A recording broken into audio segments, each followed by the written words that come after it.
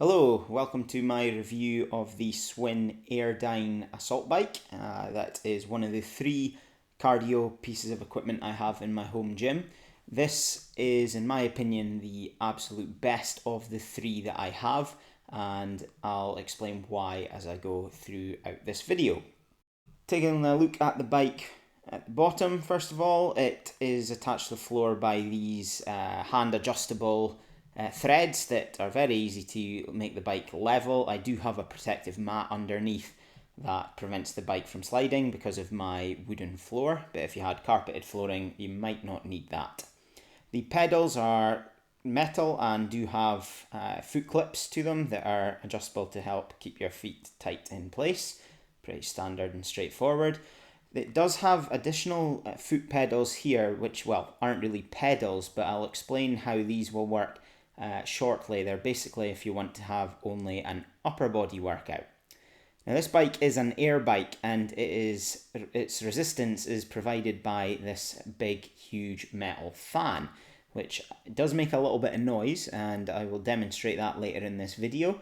It also creates a little bit of air, which is why I've got this wee shield which prevents some of the air getting in, although I do like a little breeze.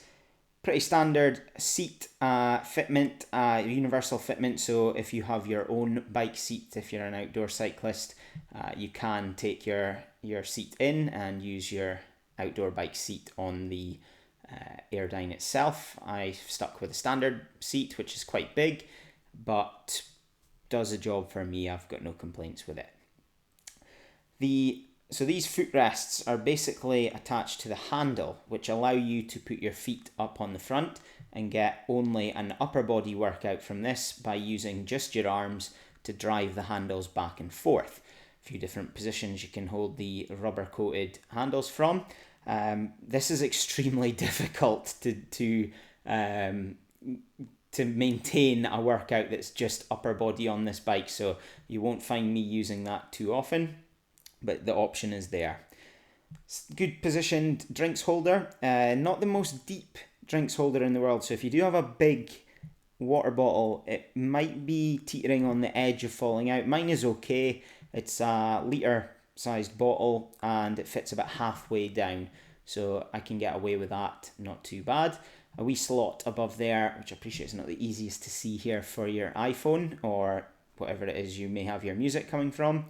And then onto the display itself. Now this is my only negative, is the display is not very bright. So if you're using this in a pretty dark room, like your garage for example, it's not the easiest to see.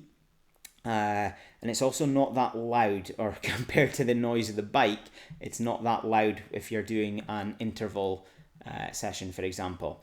It does have a host of different programs on it. Personally, I prefer the custom interval, where you can just pick your time that you want to sprint for and the time that you want to have as your recovery, fully adjustable to whatever time you like, up to 2 minutes.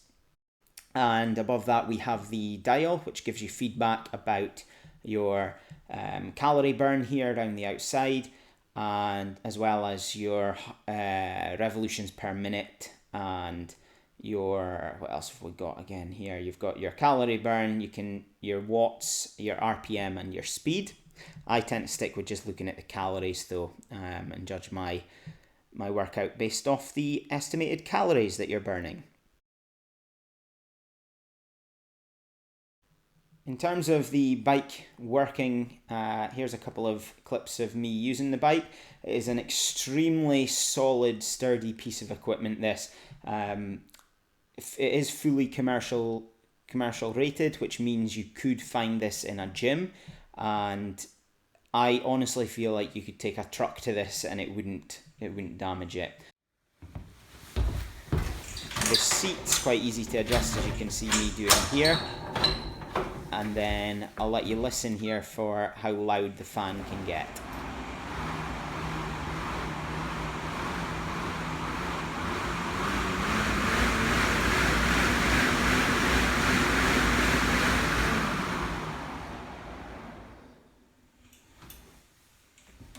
So as you can hear, there's a little bit of noise to that, but it's not deafening. It just tends to drown out the pretty shallow beep that you get from the buzzer when it's counting down your intervals. Another really big selling point of this for me was how efficient it is for space. It's only 40 centimeters wide, which is pretty much 2 of my feet, and it is 141 centimeters in length. So in terms of floor space, it takes up next to nothing. And as I've said, it is such a solid, robust piece of equipment that you can get one hell of a workout from because of the way that the resistance works on this bike.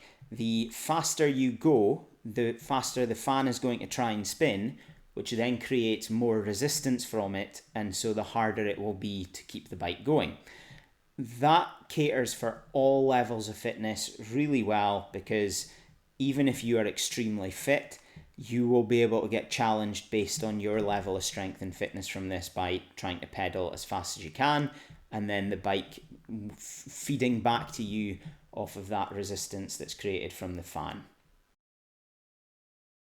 Finally, I do not represent Schwinn in any way, but I do have an Amazon affiliate link to this bike in the description, so if you're considering buying it, I'd really appreciate it if you would consider doing so through the link in the description box, as I'll gain a little bit of money from that, but the bike won't cost you anything extra.